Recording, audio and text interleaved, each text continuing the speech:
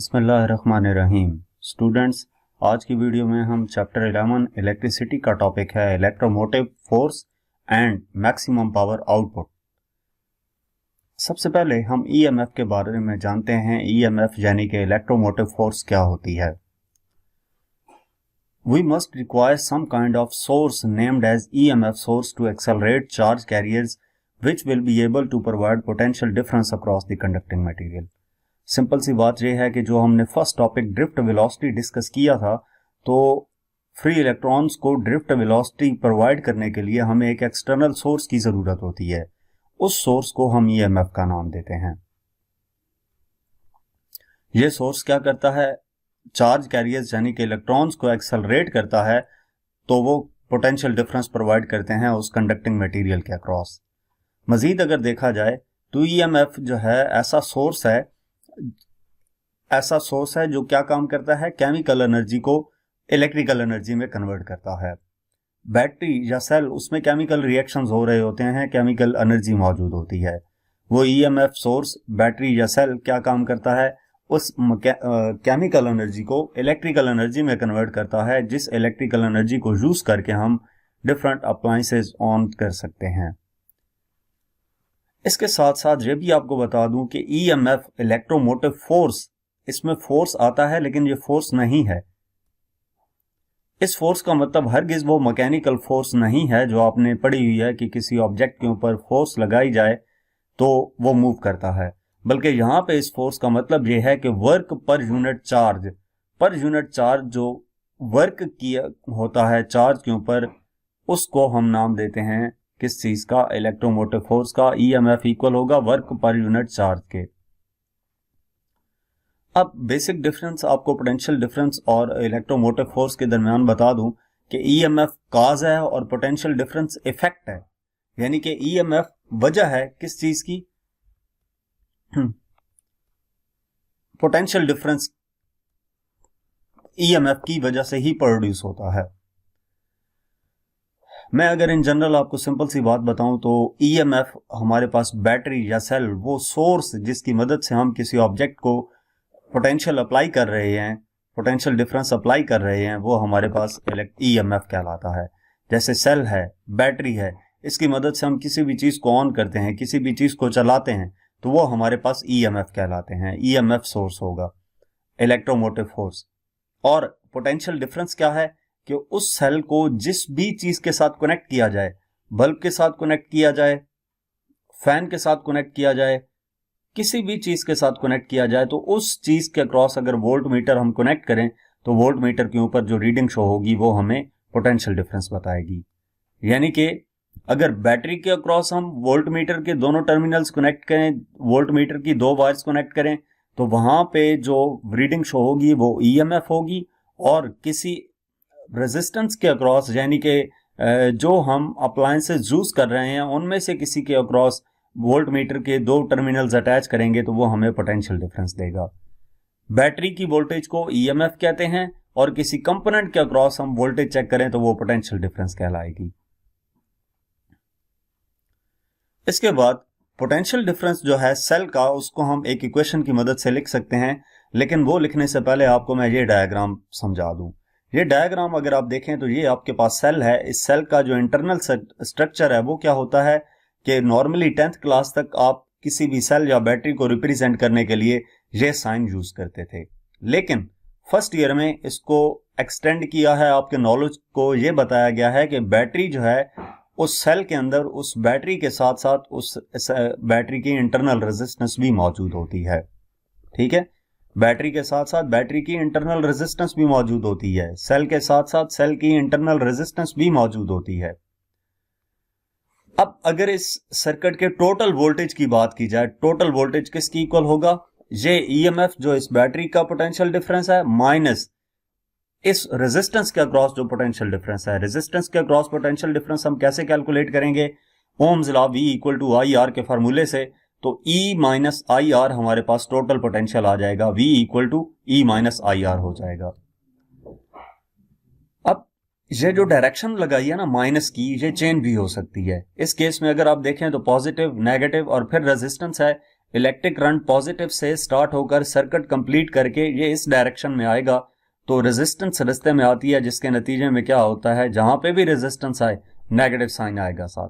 लेकिन अगर हम बैटरी की पोलैरिटी चेंज कर देंगे, पॉजिटिव नीचे और नेगेटिव ऊपर आ जाएगा, तो जब यहां से करंट फ्लो करेगा तो उस केस में बैटरी को हम पॉजिटिव लेंगे। अब बैटरी के अक्रॉस जो रेजिस्टेंस के अक्रॉस जो पोटेंशियल होगा वो पॉजिटिव लेंगे यहां पे, तब E प्लस आई आर आएगा। तो फिलहाल क्या लिखा हमने, V equal to E minus I R, यानी कि जो टोटल वोल्टेज है वो किसकी इक्वल है, इस बैटरी के वोल्टेज में से रेजिस्टेंस के वोल्टेज निकाल दिए। बैटरी के अक्रॉस जो पोटेंशियल है उसमें से रेजिस्टेंस के अक्रॉस जो पोटेंशियल है उसको माइनस किया तो टोटल वोल्टेज आ गई। ये इस लाइन में आपको डायरेक्शन का बता दिया कि यहां पे पॉजिटिव और नेगेटिव कब आएगा। उसके बाद अगर रेजिस्टेंस की बात की जाए तो आर लोड इक्वल होगा equivalent resistance R equivalent minus internal resistance R, यानी कि अगर लोड की रेजिस्टेंस क्या है वो समझाने के लिए नेक्स्ट डायग्राम देखते हैं कि ये आपके पास ये जो बैटरी और इंटरनल रेजिस्टेंस थी उसको ये बना दिया, ये as it is power supply यानी कि बैटरी है, जिसकी ये हमारे पास बैटरी का साइन है, और ये हमने क्या किया, ये ईएमएफ है और ये हमारे पास इंटरनल रेजिस्टेंस है, और इसके अक्रॉस हमने लोड रेजिस्टेंस अटैच कर दी। ये आर जो है लोड से मुराद हमने कोई बल्ब अटैच कर दिया, फैन अटैच कर दिया, कोई भी चीज जो इस बैटरी की मदद से हमने चलानी है वो यहां पे कनेक्ट कर दी। इस बैटरी को ई से लिखेंगे, आर के अक्रॉस जो पोटेंशियल डिफरेंस है उसको, इसका जो पोटेंशियल है उसको वी आर लिखेंगे, आर के अक्रॉस जो पोटेंशियल होगा उसको वी आर लिखेंगे। तो इस सप्लाई की वजह से, पावर सप्लाई की वजह से करंट आई फ्लो करेगा इस सर्किट में। अब ये जो बात की गई है ना आर लोड की, तो ये इस लोड के अक्रॉस जो रेजिस्टेंस लगी हुई है उसकी बात की जा रही है। ये रेजिस्टेंस किसकी इक्वल होगी, equivalent resistance minus internal resistance R.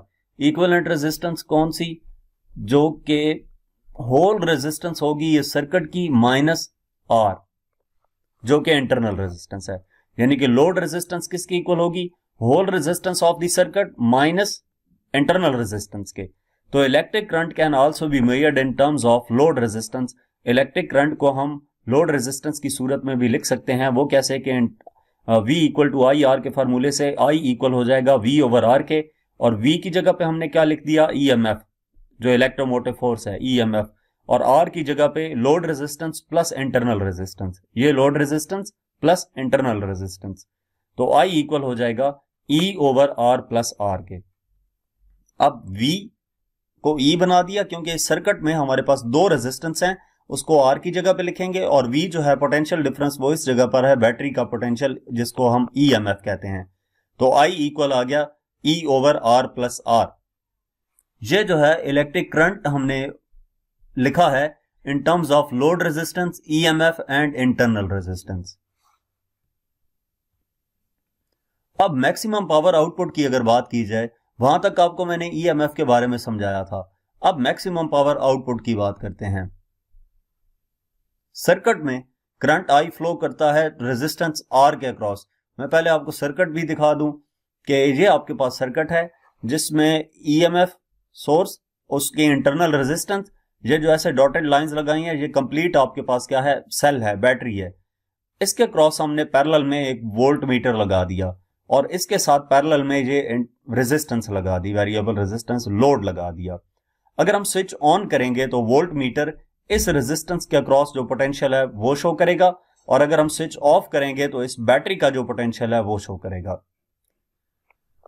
तो अगर V पोटेंशियल अप्लाई किया जाए रेजिस्टेंस R के अक्रॉस, तो पोटेंशियल एनर्जी पर सेकंड जो लॉस होगी उसको VI लिखेंगे। यानी कि सिंपल सी बात यह है कि सर्किट की अगर हम पावर की बात करें तो P इक्वल टू VI होगी, पावर डिलीवर टू R। ये बैटरी जितनी पावर रेजिस्टेंस को डिलीवर करेगी वो किसकी इक्वल होगी, P आउट के, और P का फार्मूला, पावर का formula P equal to VI है। अगर V की जगह पे हम IR पुट करें तो ये बन जाता है I स्क्वायर R, और हमने इससे पिछली स्लाइड में पढ़ा है कि I इक्वल होता है E over R plus R के, तो इस I की जगह पे E over R plus R लिख देंगे, यानी कि P आउट इक्वल आ जाएगा E over R plus R का स्क्वायर इनटू आर, ये आई की जगह पे ये वाली टर्म लिखी, इसका स्क्वायर आ गया और ये आर एज इट इज आ गया। तो पी आउट इक्वल आ जाएगा E square R over R plus R square. अब हमने क्या करना है, स्क्वायर को ओपन करते हैं। E square R divided by R square plus 2 R plus R square. अब 2 आर को प्लस भी कर दिया और माइनस भी कर दिया। ये हम सिंप्लीफाई करने के लिए कर रहे हैं ताकि हमारे पास एट द एंड जो इक्वेशन है वो सिंप्लीफाई हो सके, इजीली हम फाइंड कर सकें कि पावर आउटपुट के लिए, मैक्सिमम पावर आउटपुट के लिए हमारे पास क्या कंडीशन होनी चाहिए। तो हमने जब ये अप्लाई कर दिया, इसमें से -2 इधर लिख दिया और ये +2 एंड पे ले गए, क्योंकि हम R square -2 plus R square को फार्मूला बनाना चाहते हैं। A square -2ab plus B square को फार्मूला बना दिया, आर माइनस आर का whole square, A minus B का होल स्क्वायर, प्लस 2 प्लस 2 ये 4 हो जाएगा। अब वहां तक लिखने के बाद अगर हम उस इक्वेशन में स्मॉल आर को कैपिटल आर पुट कर दें तो डिनोमिनेटर जो है वो मिनिमम हो जाएगा, जिसके नतीजे में पी आउट मैक्सिमम होगी। यानी कि पी आउट, ये जो हमने पिछली स्लाइड में इक्वेशन निकाली, इसमें स्मॉल आर को कैपिटल आर पुट कर दें तो ये आर माइनस आर 0 हो जाएगा, तो नीचे 4 रह जाएगा। एक आर ऊपर वाले आर से कैंसिल हो जाता है तो ई स्क्वायर ओवर 4 आ जाता है। ये हमारे पास वो कंडीशन है जिसके तहत मैक्सिमम पावर आउटपुट होगी। यानी कि अगर बैटरी की इंटरनल रेजिस्टेंस लोड रेजिस्टेंस के इक्वल आ जाए तो उस केस में हमारे पास मैक्सिमम पावर आउटपुट होगी। Thus, we see that maximum power is delivered to a resistance load when the internal resistance of the source equal to the load resistance. तो value क्या है मैक्सिमम पावर आउटपुट की, E square over 4R। अब आपके जहन में ये आ रहा होगा कि हमने माइनस का फार्मूला वो क्यों बनाया था, प्लस ही रहने देते। अगर इसको प्लस रहने देते तो ये स्क्वायर हमारे पास, इसका स्क्वायर था, वैल्यूज प्लस होके उसका स्क्वायर हम ओपन करते तो वो सिंप्लीफाई नहीं होना था इतना, इसलिए हमने माइनस का फार्मूला बना के उसको सिंप्लीफाई करके ये कंडीशन बता दी। ई स्क्वायर ओवर 4R जो है वो हमें मैक्सिमम पावर आउटपुट देता है।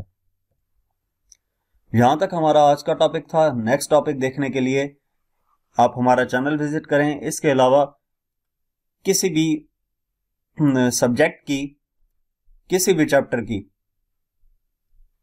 कोई भी टॉपिक देखने के लिए आप हमारा चैनल विजिट कर सकते हैं। Thank you.